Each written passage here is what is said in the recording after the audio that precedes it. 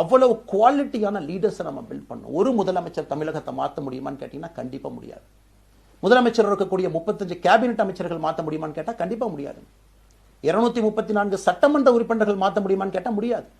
39 பாராளுமன்ற உறுப்பினர்கள் மாற்ற முடியுமான்னு கேட்டீங்கன்னா முடியாதுங்க.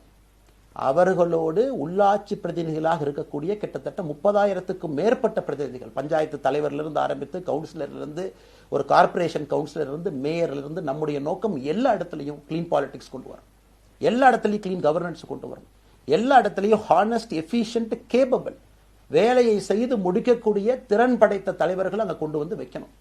அதே நேரத்தில் பாலிடிக்ஸ் என்பது ஒரு ஃபேமிலிக்கு மட்டுமல்ல, தொடர்ந்து நாம மட்டும் இருப்போம் அப்படி இல்லைங்க. நம்ம இயக்கம் கட்சியாக மாறும் பொழுது உங்கள்கிட்டலாம் பேசி நம்ம டேர்ம் லிமிட் கொண்டு வரோம்.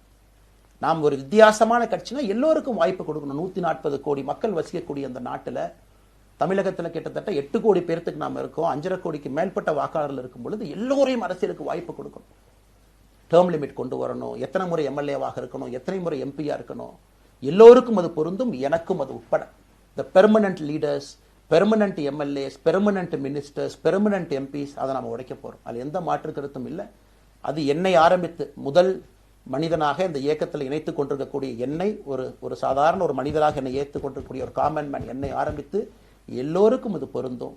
இதை நாம இந்த இயக்கம் கட்சியாக மாறுகின்ற முதல் நாள்ல நம்ம சொல்ல போறோம். No chair is permanent for anybody. அதில் நம்ம ரொம்ப தெளிவாக இருக்கின்றோம்.